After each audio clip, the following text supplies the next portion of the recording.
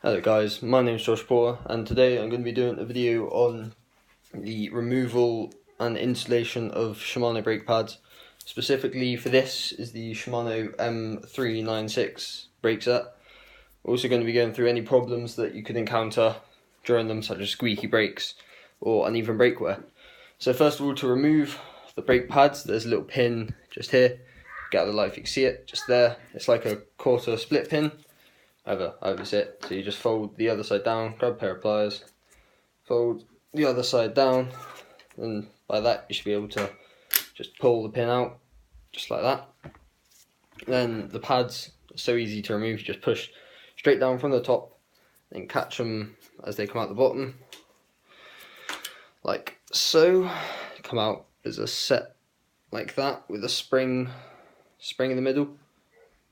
So you just got to be careful of the spring that doesn't fly out when you remove it.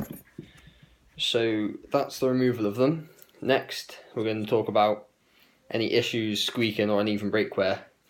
So first of all, these, what the pads look like, you can check them for any wear and tear, uneven wear you'll see, because it'll be sort of angled, and it just won't look symmetrical on either side or like one unit. So this one is what it looks like. It's good. You can tell that it's flat and it's got loads of wear left. In terms of squeaking brakes, here are the pads. So the best thing would be to do is get a piece of sandpaper, scratch off the top surface to reveal the new compound underneath, and that should do you perfect, really. I've done it many times for my brakes and it's worked perfectly after all of them. And just ensure that the pads are clean and go back in, there's no dirt or oil on them at all. So that would be that for the pads. And also going back to the uneven wear, good thing to do is to check inside the actual caliper, the pistons, and just check that they are not seized and they both move freely. Also, if you are planning on resetting them, pushing them back into the caliper, just make sure that you clean off the dirt, because you don't want the dirt being pushed back in and contaminating sort of the inside of there. You want it all smooth so you can have smooth braking, really, and it won't be gritty and it will make the caliper last longer. So that covers the removal, the squeakiness, uneven brake wear. Now we move on to the rotor, which is just here. Oh, maybe not. It is just here. So here is the rotor, what it looks like. It's fairly easy to clean, same as before with the old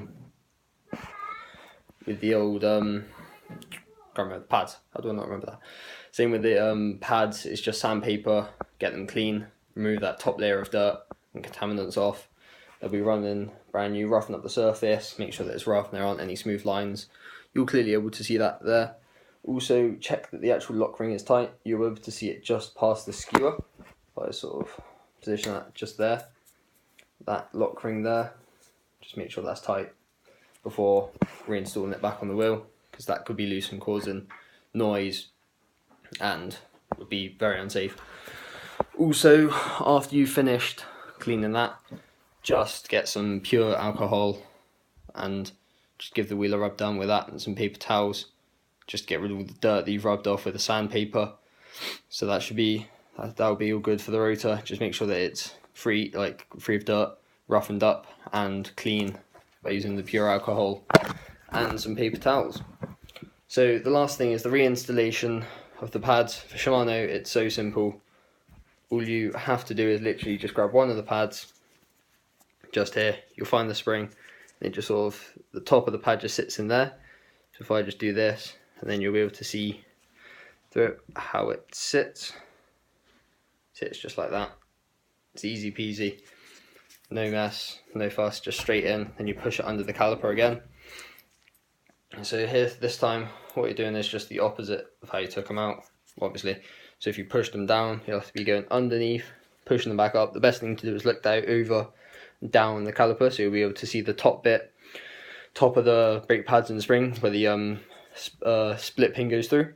You'll be able to see that coming straight up, and if it's going straight up, keep pushing, you'll be fine with that, and it will sort of guide itself up. If not, you'll have to maneuver it, slide the side, just rocking it until it does find its place, Last thing to do is put the pin back in, grab the pin, locate it through the first hole in the actual caliper, then just push it. Once it's got the first one, might be a bit fiddly trying to find all the holes in between. Just being a pain. There you go. So just rotate it, sort of spin it around till it's sort of located every hole.